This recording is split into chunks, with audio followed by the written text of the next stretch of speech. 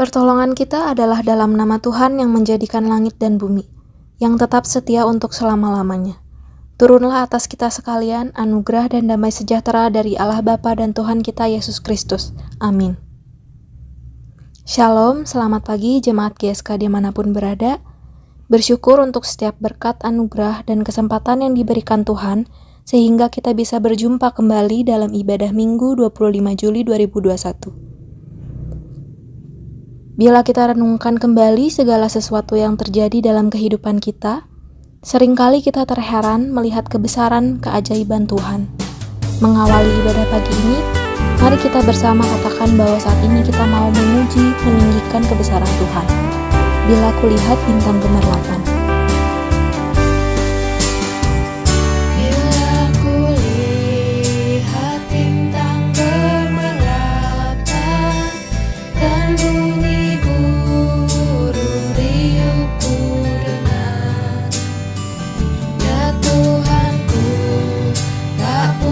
Aku heran melihat ciptaanmu yang besar, maka jiwaku pun memujimu.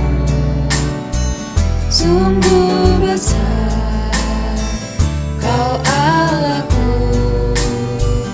maka jiwaku pun memujimu.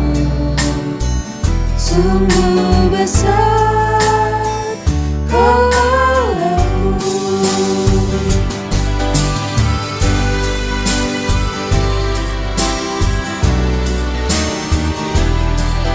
Bait yang kedua, ya Tuhanku, apabila ku renungkan. Ya Tuhanku, apabila ku renungkan pemberian-Mu dalam penuh, ku tertutup bagiku dicurahkan oleh Putra-Mu, darahnya kudus. Maka jiwaku pun memujimu. Sungguh besar Kau Allahku, maka jiwaku pun memujimu. Sungguh besar Kau Allahku.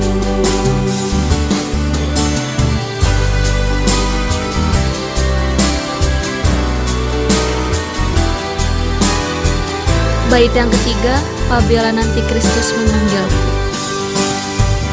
Apabila nanti Kristus memanggilku, sukacitaku amatlah besar. Karena Kau-Lah yang kurindukan, melihat Engkau Tuhanku akbar. Maka jiwaku pun memujimu.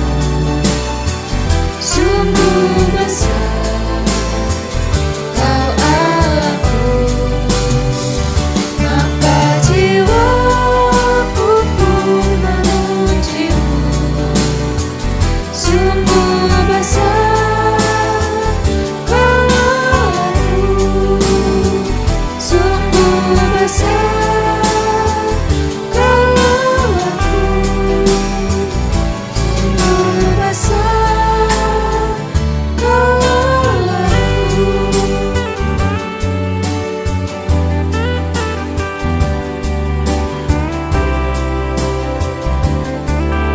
Mari kita bersatu di dalam doa. Tuhan Yesus, terima kasih Tuhan untuk pagi hari ini jika kami bisa kembali beribadah Tuhan.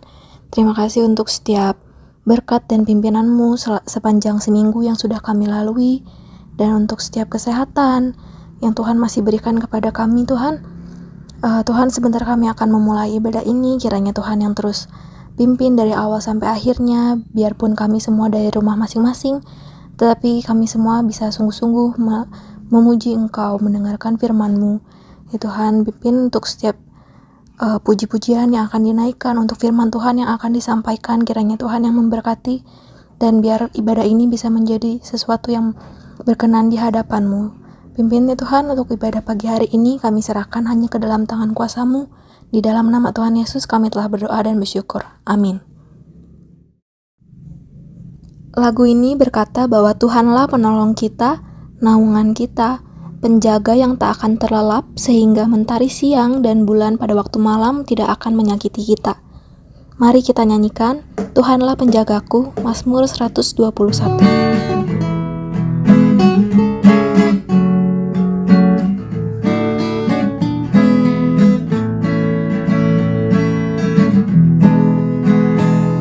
Ku melayangkan mataku ke gunung-gunung, dari manakah akan datang pertolonganku? Pertolonganku datangnya dari Tuhan yang menjadikan semesta.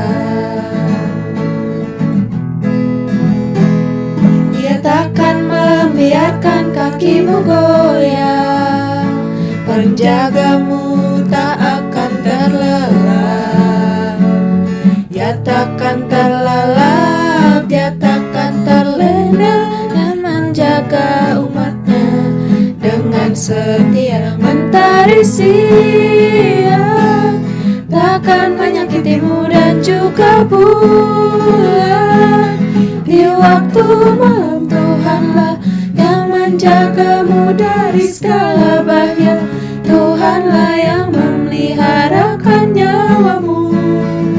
Tuhanlah yang menjaga kehidupan umatnya dari sekarang sampai selamanya.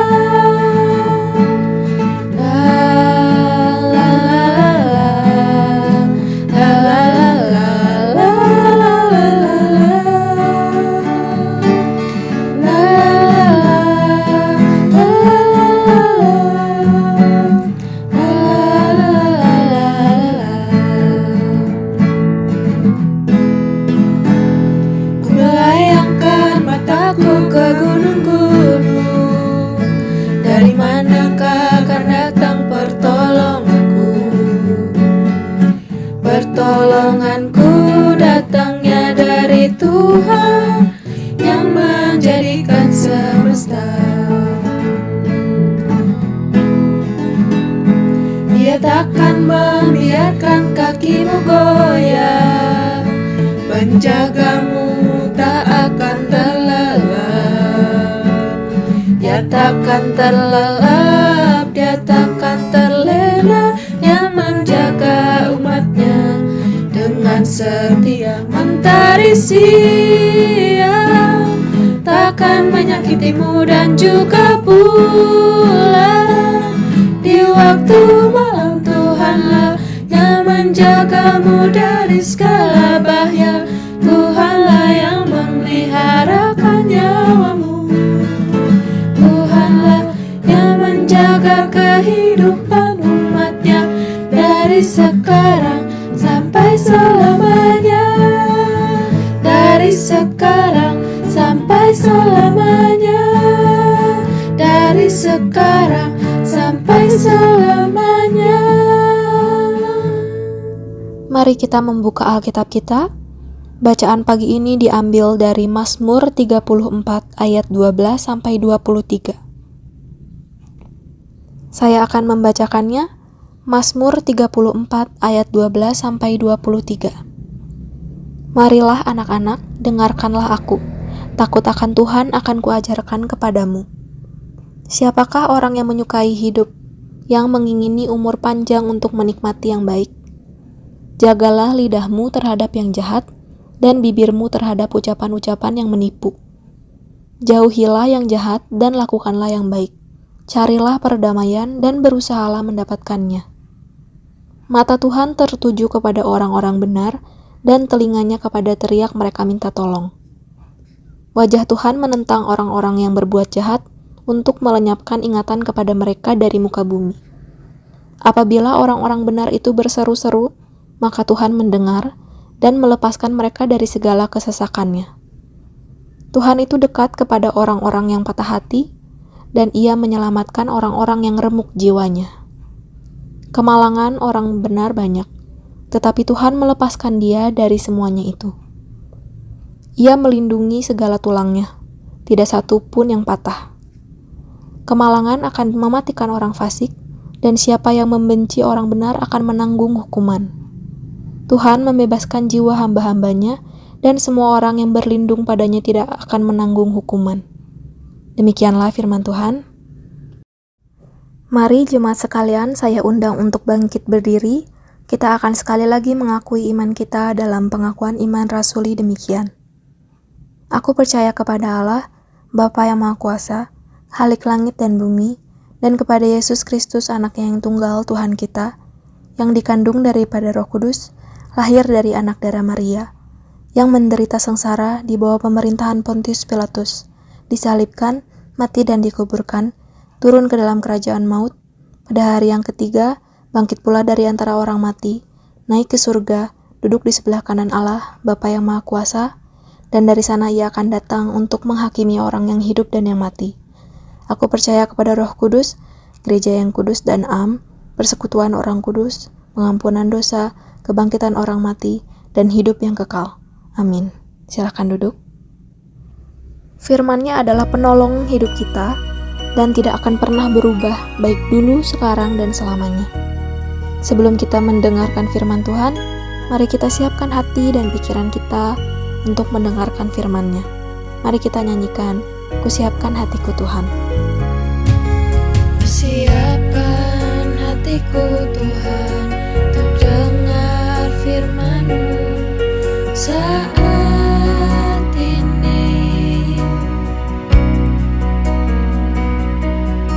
Ku sujud menyembah-Mu Tuhan, masuk hadirat-Mu saat ini. Curahkan urapan-Mu Tuhan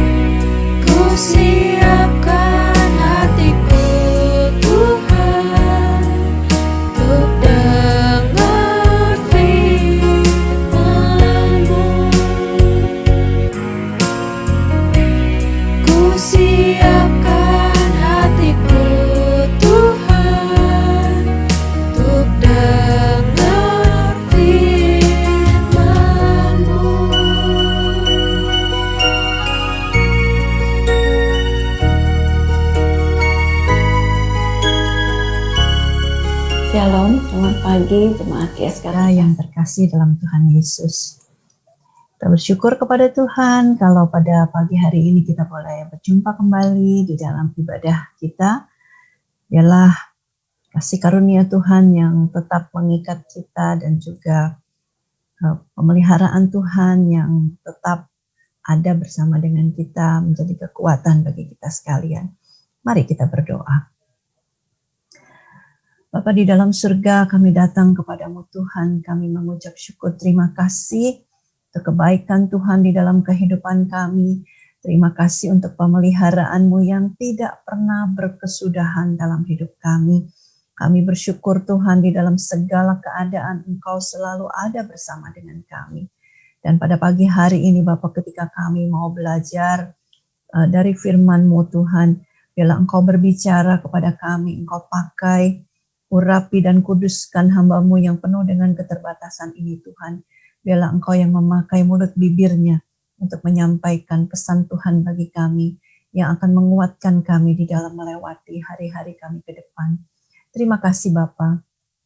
Buka hati pikiran kami, biarlah kami boleh mengizinkan Roh Kudus bekerja dan memberikan kekuatan buat kami. Dan tolong kami untuk menjadi pelaku-pelaku firman-Mu. Di dalam nama Tuhan Yesus kami berdoa dan mengucap syukur. Amin. Ya. Pada pagi hari ini kita semua pasti berada dalam situasi yang hampir sama ya. Kita semua menghadapi situasi di mana mungkin ada yang masih berduka cita dengan situasi di mana ada teman-teman atau mungkin sanak famili, keluarga yang sudah meninggalkan kita karena pandemi ini. Tetapi biarlah pandemi ini tidak membuat kita menjauh dari Tuhan. Dan pada pagi hari ini kita akan belajar sesuatu, bahwa kekuatan kita itu adalah dari Tuhan semata. Ketika 17 bulan Ketika 17 bulan sudah kita melewati masa pandemi ini, kita boleh melihat bagaimana pertolongan Tuhan itu luar biasa bagi kita. Dan ketika kita boleh ada saat ini dalam keadaan sehat, itu semua adalah anugerah. Kembali selalu saya katakan itu adalah anugerah Tuhan. Ya. Dan ketika pandemi ini masih terus ada, masih terus berlangsung, kita tidak bisa menghindarinya, kita tidak bisa memungkirinya, ya. Dan kita harus tetap menghadapinya. Dan seperti yang dilakukan oleh negara-negara lain, di mana masyarakat diajak untuk mulai berdamai dengan situasi seperti ini. Kita pun sebagai orang beriman seharusnya melakukan hal yang sama. Ya, ada adaptasi yang harus kita lakukan supaya kita masih bisa menikmati kehidupan kita dengan optimis, ya, bahwa hari depan akan menjadi semakin baik. Nah, apa yang harus kita lakukan di dalam beradaptasi dengan situasi seperti ini?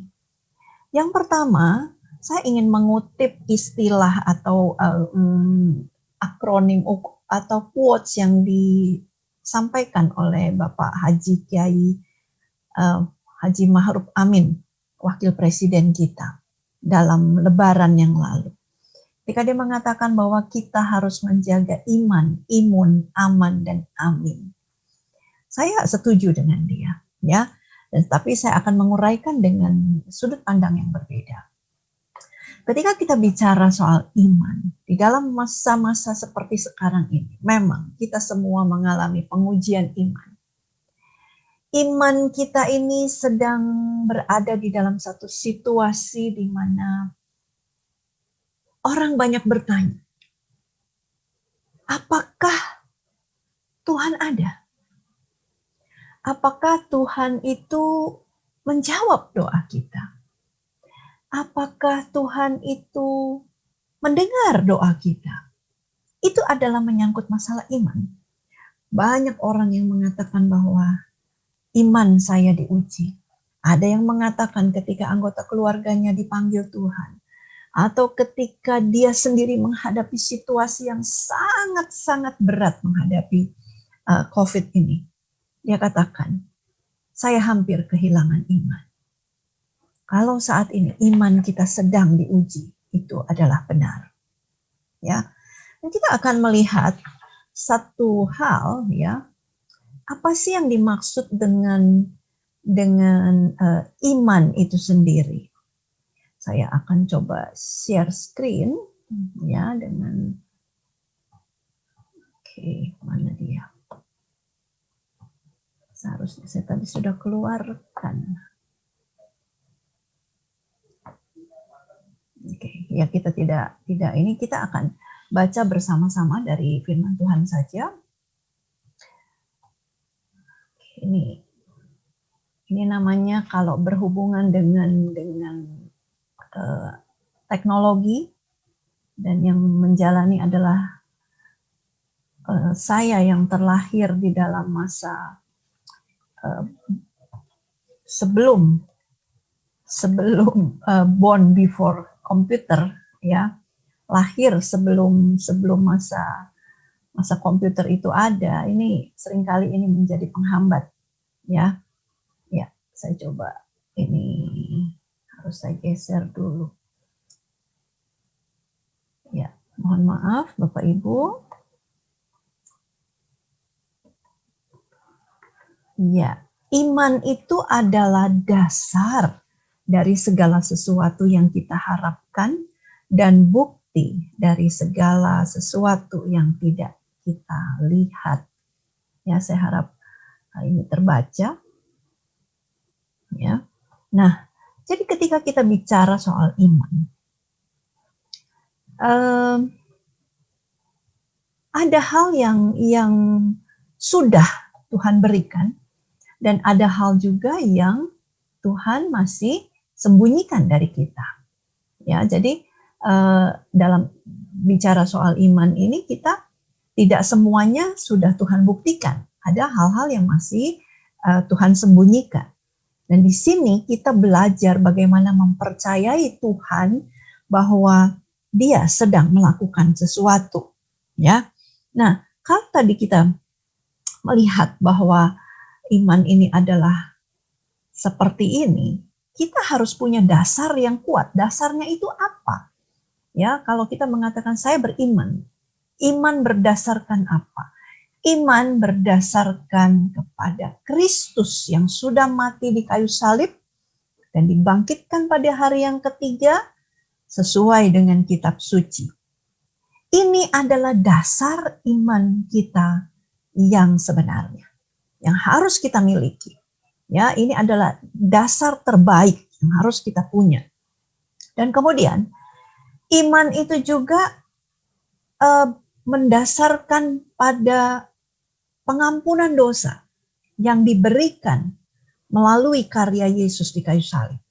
Jadi untuk apa Yesus melakukan semua itu? Supaya kita mendapatkan pengampunan dosa. Dan setelah kita mendapatkan pengampunan dosa, kita juga mendapatkan jaminan hidup kekal. Itu adalah dasar iman kita. Dengan mempunyai dasar iman seperti ini, ya, ini akan menjadi modal bagi kita. Modal untuk apa? Modal untuk menjalani kehidupan bersama dengan Tuhan. Firman Tuhan banyak kali menceritakan bahwa orang percaya tidak selalu hidupnya lancar. Ya, orang percaya itu seringkali menghadapi banyak pergumulan. Nah, di sanalah ketika pergumulan menerpa kita, di sanalah iman kita sedang diuji. Ya, apakah saya tetap punya kepercayaan kepada kuasa Kristus yang sudah mati di kayu salib bagi kita? Kuasa Kristus yang bukan saja sudah mati di kayu salib, tetapi juga sudah dibangkitkan. Dan Dia memberikan pengampunan ketika aku datang memohon pengampunan dosa, bertobat. dan juga memberikan jaminan hidup kekal.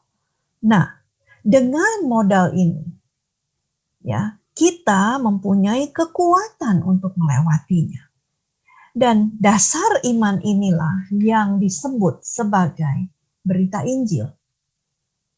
Nah, kalau kita melanjutkan dengan yang berikutnya, ya, kita akan melihat yang berikutnya.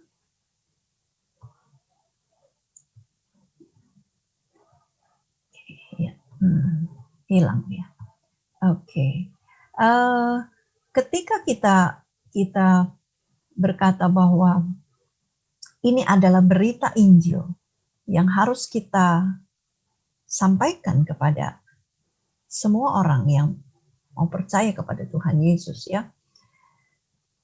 Ini harus kita hafalkan dan menjadi nafas kehidupan kita ketika kita menceritakan Injil, ya, kepada orang lain. Dan berikutnya adalah kita mempunyai kekuatan di dalam kita melakukan atau kita menjalani iman kita. Oke. Ya, ini, ya. Di sini dikatakan, sebab aku mempunyai keyakinan yang kokoh dalam Injil. Injil itu tadi, ya, yang 1 Korintus 15 ayat 3 dan 4 itu. Karena Injil adalah kekuatan Allah yang menyelamatkan setiap orang yang percaya. Ini adalah kekuatan, ya, kekuatan Allah yang menyelamatkan. Sebab di dalamnya nyata kebenaran Allah yang bertolak dari iman dan memimpin kepada iman, seperti ada tertulis, orang benar akan hidup oleh iman. Ini adalah kekuatan kita. Ini adalah modal kita. Jadi ketika kita membangun iman kita di dalam situasi apapun di dunia ini adalah sumber kekuatan kita semua. Ya, jadi kemanapun kita pergi, kepada siapapun kita berbicara, ketika Tuhan membuka kesempatan, berita utama inilah yang harus kita sampaikan. Ya, bahwa Kristus sudah mati di kayu salib karena apa? Karena dia mengasihi saya dan saudara. Lalu apa yang dia lakukan sebagai bukti kasihnya? Dia sudah mati di kayu salib. Dia tidak berdosa, tetapi dia rela menerima hukuman tersebut supaya kita tidak dihukum. Tapi dia tidak hanya stop di dalam kematiannya, tetapi dia sudah bangkit. Ya, sudah memberikan kemenangan. Dia sudah mengalahkan maut, mengalahkan iblis. Dan saat ini dia sudah kembali kepada Bapa di surga, dia tinggal bersama dengan Tuhan di surga. Dan satu saat dia akan datang menjemput kita. Nah, ini adalah iman yang harus kita bina, yang harus kita bangun. Ini dasarnya. Ya, bagaimana kita menjaga iman kita supaya tetap kokoh? Ketika kondisi menjadi sangat tidak menyenangkan. Bayangkan ya, dalam 2-3 minggu ini saya betul-betul mengalami masa yang sangat berat di mana saya mendampingi dan bicara dengan cukup banyak orang yang saya kenal dekat, mereka yang curhat kepada saya tentang pergumulannya dengan masalah COVID ini. Dan kemudian dari antara mereka ada yang Tuhan panggil pulang, salah satunya Bapak Paulus Kiantiong, ya. Itu sangat memukul, ya, sangat membuat hati ini begitu pedih. Kemudian mendapatkan berita lagi beberapa teman lama yang kami kenal dekat, ya, dan sampai saat ini masih punya koneksi, juga dipanggil Tuhan. Ini menjadi situasi yang sangat membuat batin ini pun menjadi berat. Bukan saja jasmani menjadi sedikit terganggu, tetapi juga hati. Nah, di dalam situasi seperti itu, kalau kita tidak dekat-dekat dengan Tuhan, maka kita bisa jatuh. Jadi ketika kita menghadapi situasi seperti ini, yang bisa kita lakukan adalah tetap tekun berdoa. Ya, kadang-kadang ketika membaca firman Tuhan itu sepertinya tidak terbaca, lewat, ya, nggak masuk di otak, boro-boro masuk hati, masuk otak enggak. Tetapi ketika saya mulai dengan berkeluh kesah kepada Tuhan di dalam doa, ketika saya mengungkapkan kesedihan saya, kadang-kadang saya tidak bisa berbicara, saya hanya menangis, dan saya hanya katakan, Tuhan Yesus, Engkau tahu hatiku. Engkau tahu apa yang aku rasakan, apa yang aku inginkan. Nah, ketika itu saya lakukan, saya mendapatkan kelegaan. Kemudian mendengarkan lagu pujian, ya, lagu-lagu pujian, atau kadang-kadang cuma musik instrumen dari lagu-lagu rohani, itu sudah memberikan ketenangan, ya. Nah, kemudian selain kita membaca firman Tuhan, kita juga mendengarkan puji-pujian, kita juga memuji Tuhan, kita berdoa, menghafalkan ayat Alkitab itu juga menjadi salah satu yang bisa menguatkan kita. Ya, beberapa waktu yang lalu saya sempat share di grup Mazmur 121. Saya merasa saya dikuatkan melalui bacaan tersebut. Ya, Tuhan adalah tempat perlindungan kita. Ya, Dia ada setiap saat. Dia setiap saat akan menolong kita. Hanya dekat Allah saja hatiku tenang. Itu menjadi kekuatan bagi kita. Bahwa hanya Allah yang menjadi tempat perlindungan kita. Kemudian juga roh yang ada di dalam kita. Lebih besar dari roh yang ada di dalam dunia ini. Ketika roh kita menjadi lemah karena situasi kondisi yang tidak menyenangkan. Ingat, ada roh Allah di dalam kita yang sanggup memberikan kemenangan kepada kita. Ya, dan juga ketika kita bisa ikut mendoakan orang lain, mendengarkan orang lain, itu juga menjadi sebuah cara Tuhan menyembuhkan kita. Saya mengalami, ya, ketika saya mendengarkan orang lain yang sedang mengalami COVID ini, cerita dengan saya, curhat dengan saya, dan kemudian saya mendoakan dia. Ada sebuah kekuatan baru yang Tuhan berikan kepada saya. Karena itu, mari kita bangun iman kita di dalam firman Tuhan, di dalam puji-pujian kepada Tuhan, ucapan syukur kepada Tuhan, dan juga di dalam doa kita, dan di dalam kepedulian kita kepada orang lain, untuk kita juga menjadi berkat. Ya, kemudian ketika kita juga mau membangun imun, ya, saya akan stop share dengan ini, tidak ada, ya. Ketika kita mau membangun imun kita sudah tahu, ya, kita harus makan makanan yang bergizi, kemudian kita juga harus berolahraga, berjemur, vitamin dan sebagainya. Itu sudah umum, ya, saya tidak akan bahas itu. Tapi ada lagi satu yang juga bisa membangun imun kita. Seringkali terjadi di dalam yang namanya dunia medsos, ya. Banyak orang sharing. Ada yang sharing tentang berita-berita COVID. Ada yang sharing tentang bagaimana hidup sehat bersama dengan COVID.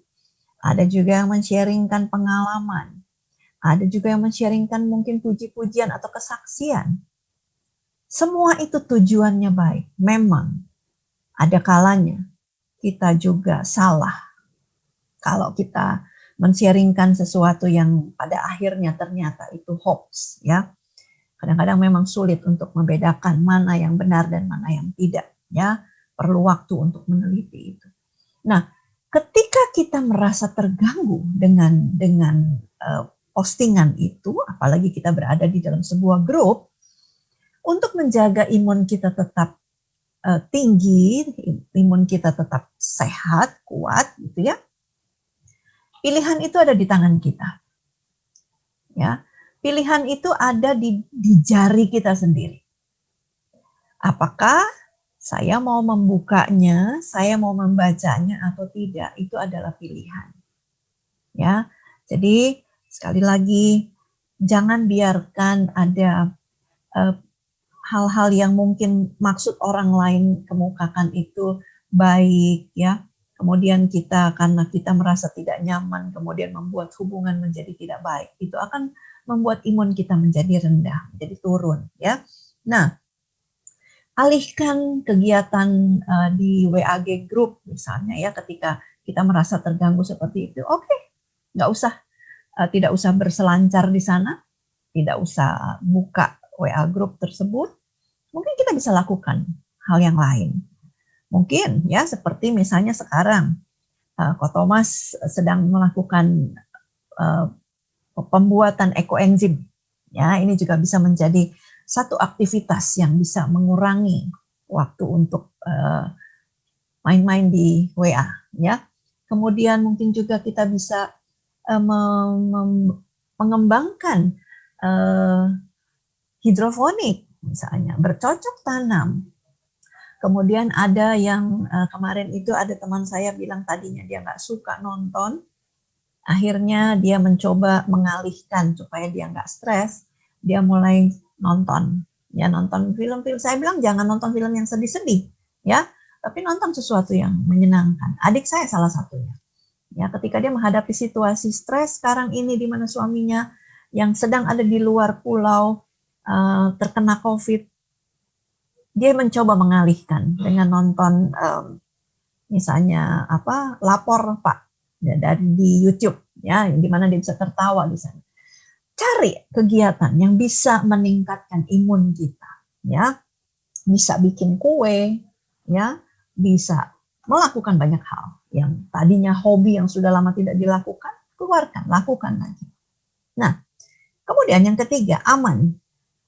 Dengan mematuhi 5M, ya, yang diminta oleh pemerintah, maka kita sudah bisa menjaga diri lebih aman. 5M itu apa? Kita semua sudah hafal. Memakai masker, mencuci tangan dengan sabun, kalau sedang di luar cuci tangan dengan hand sanitizer, ya. Kemudian juga menjaga jarak, kemudian menjauhi kerumunan dan membatasi mobilitas di luar rumah. Ya, jadi itu kalau kita patuhi itu, maka setidaknya kita sudah membuat diri kita aman. Dan juga kita juga bisa membuat orang lain juga aman karena kita tidak tahu apakah kita OTG atau tidak, ya. Nah, kemudian amin. Amin itu berdoa. Salah satunya dengan mendoakan orang lain seperti tadi saya katakan. Mengaminkan ketika orang lain mendoakan kita. Kegiatan saling mendoakan itu juga penting. Perlu kita lakukan, ya. Nah, dari yang tadi imun, aman dan amin, ya. Kita akan beralih ke hal yang kedua, membiasakan diri dengan new normal. Ini adaptasi yang harus kita lakukan. Ketika Singapura mengumumkan bahwa mereka akan mulai melatih rakyatnya, ya, rakyat Singapura, dengan mengatakan bahwa akan menganggap bahwa COVID ini adalah flu biasa, ya, untuk yang kasus ringan, mereka sedang melatih masyarakat untuk hidup terbiasa dengan kemana-mana itu bermasker, ya. Kemana-mana itu kalau bawa hand sanitizer itu saya rasa itu sudah menjadi kebiasaan sejak lama, ya. Sejak waktu kami di Singapura itu selalu ada hand sanitizer dan payung itu selalu ada di tas kami. Itu menjadi salah satu pelengkap yang tidak pernah ketinggalan, ya. Nah, kemudian orang Singapura juga memang tidak terlalu suka untuk kita terlalu deket-deket gitu, ya. Memang mereka cukup ini, apalagi kalau misalnya ada orang yang batuk-batuk dan sebagainya, itu mereka akan segera bergeser, ya.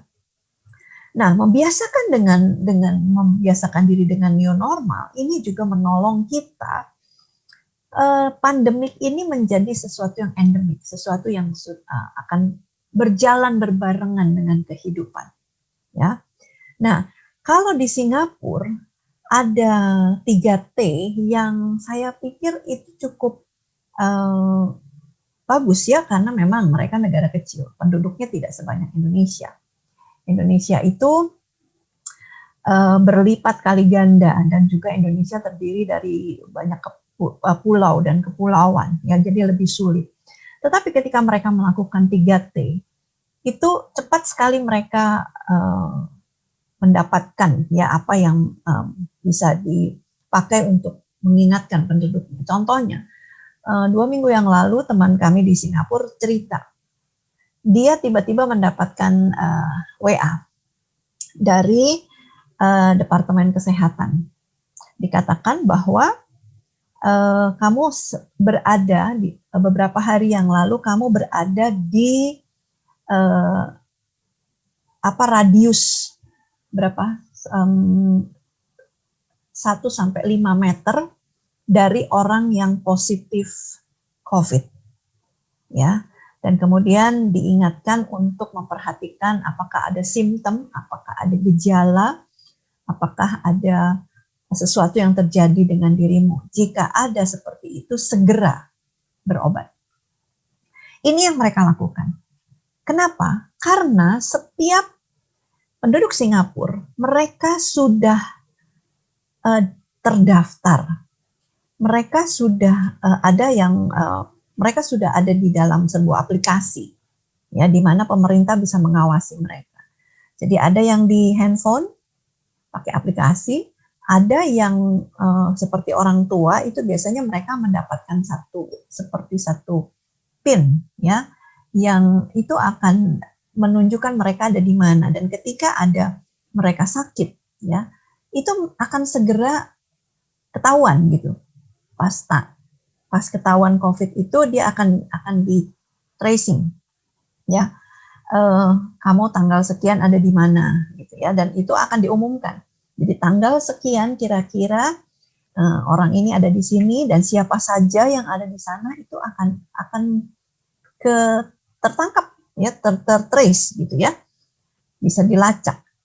Dan di sana keberhasilan dari pengobatan COVID ini menjadi berhasil, ya, treatmentnya itu berhasil karena cepat. Ya, memang Indonesia masih perlu belajar banyak, tetapi dengan kita membiasakan diri, sekarang mulai koleksi masker, ya, masker itu dijadikan sebagai bagian dari aksesori penampilan kita, itu akan membuat pemakaian masker itu menjadi sesuatu yang menyenangkan, ya, jadi modis, ya.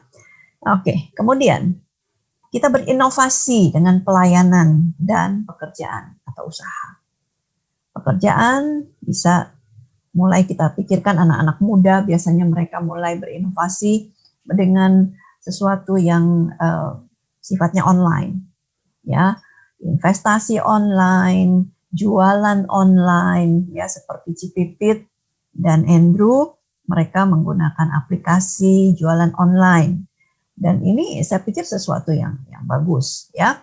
Nah, untuk pelayanan kita mulai memikirkan apa sih yang bisa membuat pelayanan ini menjadi menarik, ya. Apakah dibuat tidak sekaku seperti ibadah yang biasa? Mungkin kita bisa memberikan sebuah inovasi yang lebih membuat jemaat lebih bersemangat untuk beribadah, ya. Jadi bisa dipikirkan oleh tim ibadah. Jadi bagaimana kita beribadah tidak lagi dibatasi oleh tembok gereja, tetapi kita bisa lebih memuji Tuhan, menyembah Tuhan, dan mendengarkan firman Tuhan dengan cara yang lebih menyenangkan, tidak membosankan. Tapi juga membuat jemaat dikuatkan. Karena tidak bisa dipungkiri bahwa kondisi seperti ini banyak, ya, khususnya orang-orang tua yang mungkin ya katakanlah gaptek, ya, dan mungkin tidak ada yang menolong dan sebagainya, mereka kehilangan kesempatan untuk mendengar firman Tuhan. Ada juga misalnya besuk virtual, ini juga bagus, ya. Anak saya Anak kami, Andrew, di Singapura saat ini menjadi majelis, dan biasanya mereka mengadakan besuk virtual.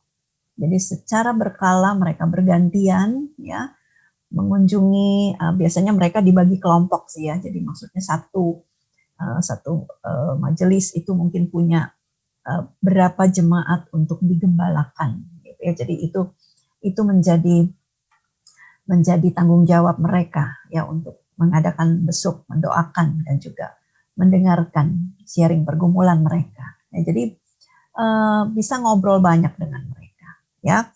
Nah, kemudian yang terakhir adalah membangun komunikasi yang baik. Di dalam masa pandemik ini 17 bulan ya, mungkin lebih ya, hampir 18 bulan. Komunikasi banyak sekali mendapatkan masalah, kendala. Kenapa? Karena khususnya yang berada di rumah, ya, yang tadinya semua berangkat kerja, sekarang semua di rumah. Apalagi kalau rumahnya sempit, ya.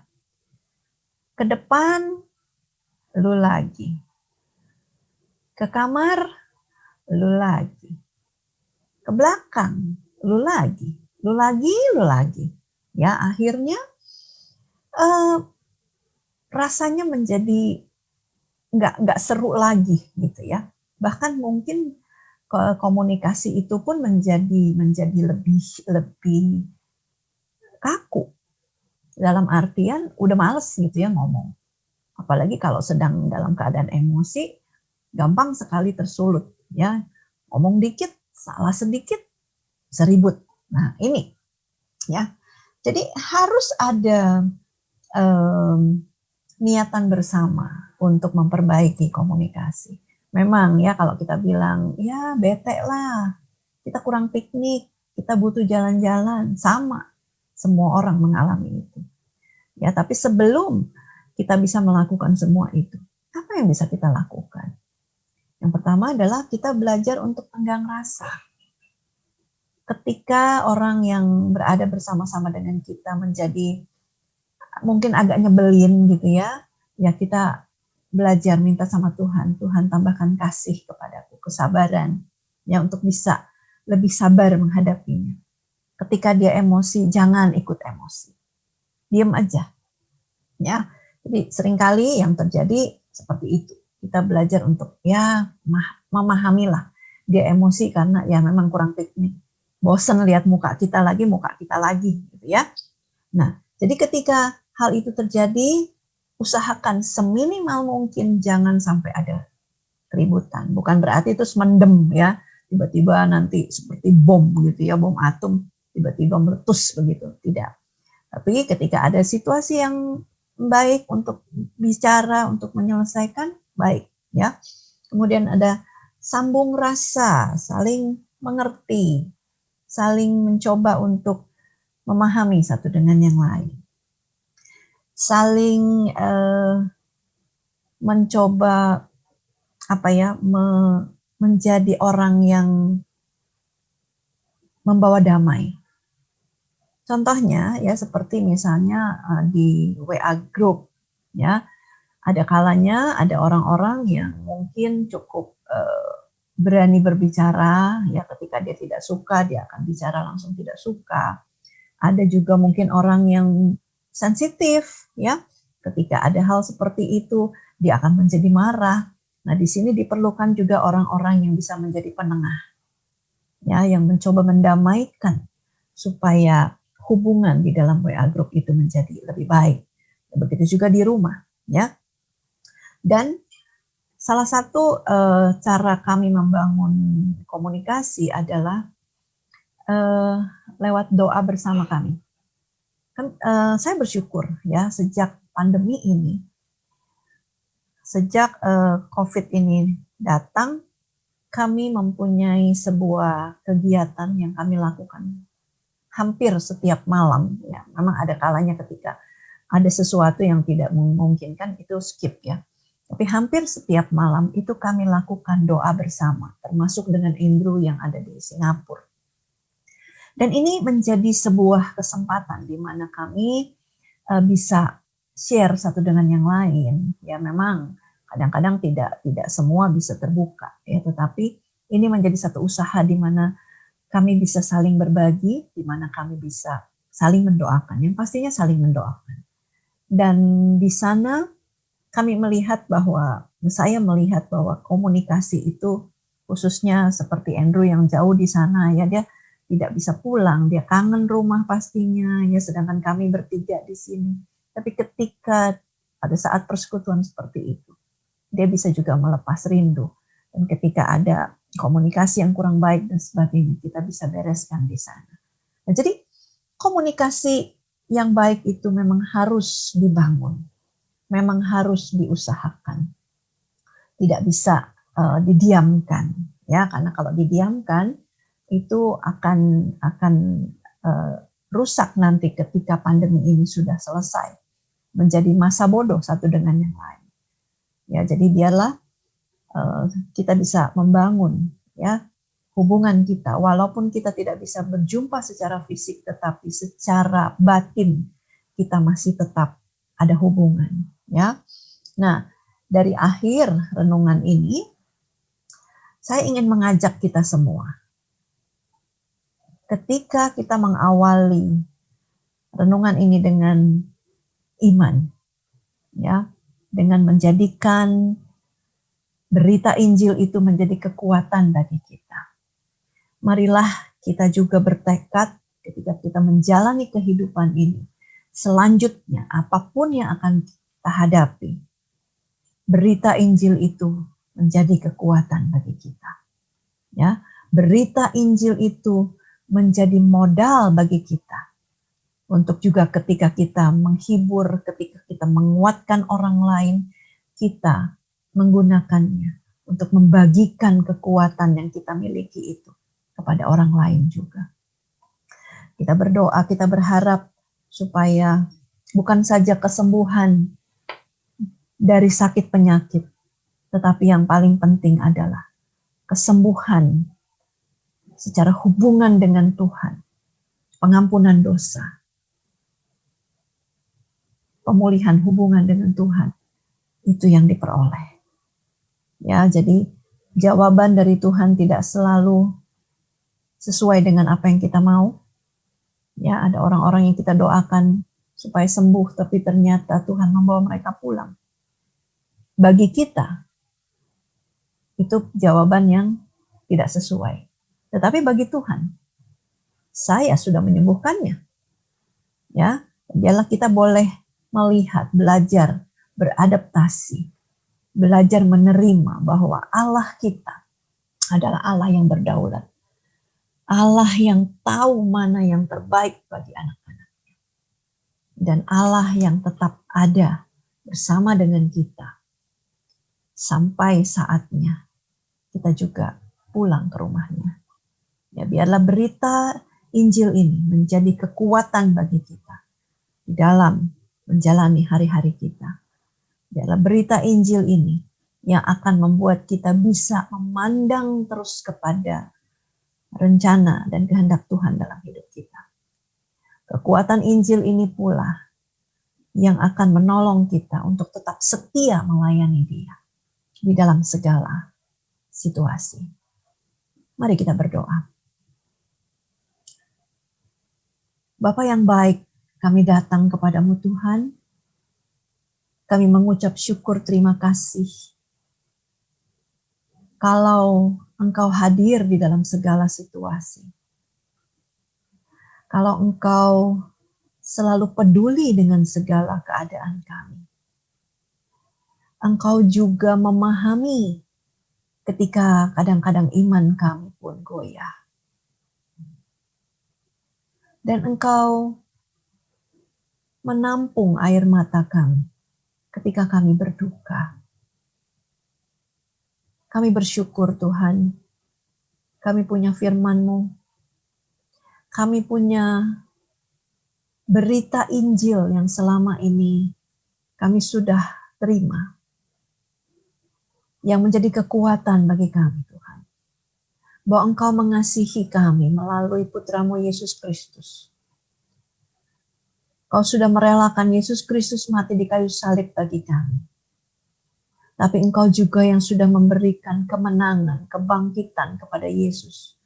Sehingga boleh memberikan kepada kami keyakinan bahwa Yesus yang kami percaya adalah Yesus yang berkuasa atas maut, atas penyakit, atas segala keadaan, dan juga atas segala dosa.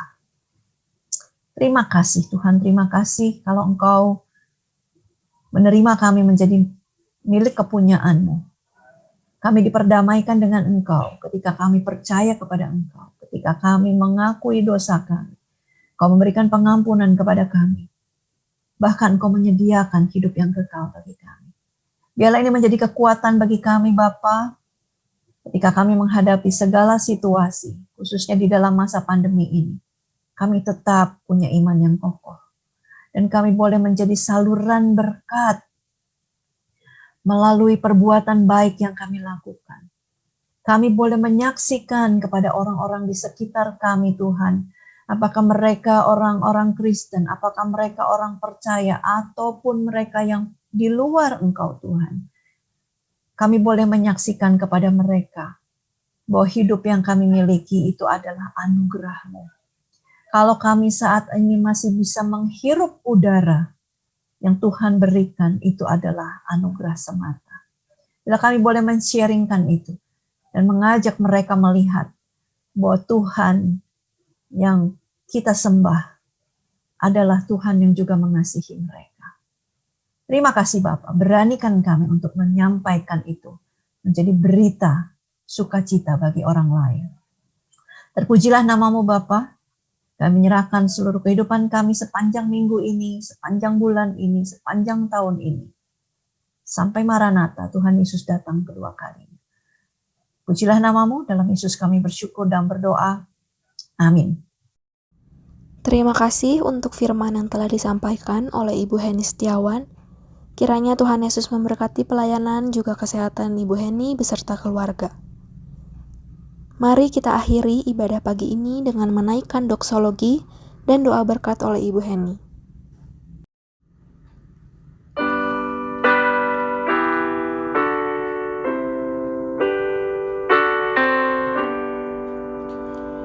Puji Allah Bapa Putra, puji Allah Roh Kudus, ketiganya yang esa. Pohon selamat sumber berkat. Amin.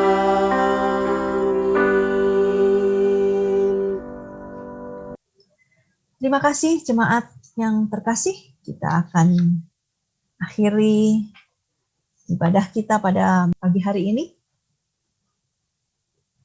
dengan doa berkat.